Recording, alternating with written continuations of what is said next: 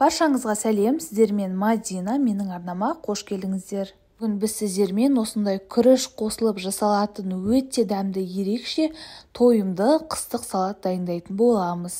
Өте керемет, аз ғана ингредиенттерден жасалады.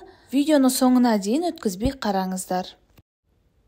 Ең алдымен ыдысымызға сұйық майымызды құйып, қыздырып аламыз. Одан кейін ұсақтап туралған пияздарымызды салып, жақсылап қызартып қуырып аламыз. Қанша мөлшерде қосу керектігін видеоның астындағы описание бөлімінен таба аласыздар.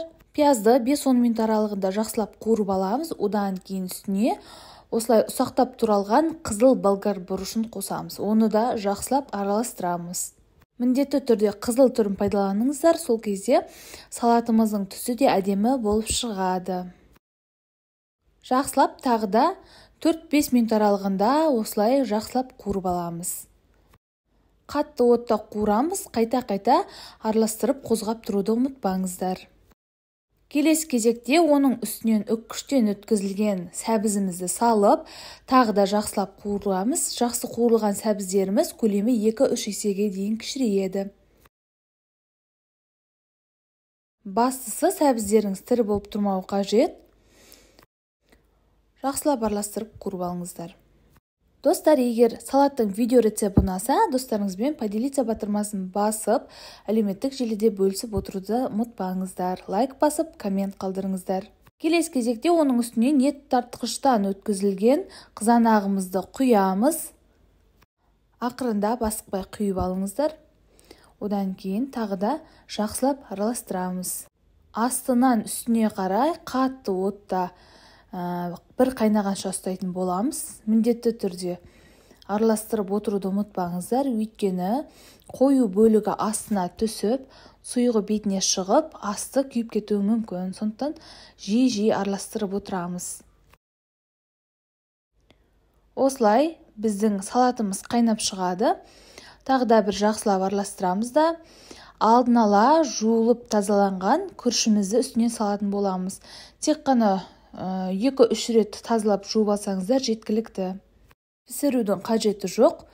Үстіне күрішімізді салып, тағы да жақсылап араластырып, күрішіміз толығымен піскенше орташа отта 30-40 минут бойы бұқтыратын боламыз. Бұл салат өте дәмді, тойымды, ерекше болып шығады. Міндетті түрде осы рецептпен жасап көріңіздер. Достар, егер менің арнама тіркелмеген болсаңыз, міндетті түрде тіркеліп, видеоның астындағы подписаться кнопкасын басып, қасындағы колокольчикті басып, все дегенді таңдап қойсаңыздар, жаңа видео шыққанда сіздерге уведомление барып тұратын болады. Енді татымына қарай тұзымызды, құмшекерімізді салып, жақсылап араластырамыз. Құмшекерімізді міндетті түрде салыңыздар, тәтті болып кетпейді, ол қызанақтың қышқылдығын жою үшін пайдаланады. Жақсылап қозғаймыз. Дайын болуға 10-15 минут қалғанда уксусымыздан 2 ас қасық құямыз. Тағы да жақсылап араластырамыз. Осымен біздің өте дәмді салатымыз дайын. Көк шөп, укроп, ештеңке қосудың қажеті жоқ. Осы күйінше өте дәмді болып шығады. Банкаларымызды булап, қақпақтарын қайнатып дайындап қоямыз. Буланған банкамызға салаттарымызды осылай құйып аламыз ыстық күйінше. Қою бөлігі мен сұйық бөлігін араластыра отырып құйыңыздар. Және де қақпағын жауып, қақпағын жақсылап бұраймыз. Осымен біздің өте дәмді қыстық салатымыз дайын. Міндетті түрде осы рецепт бойынша жасап көріңіздер.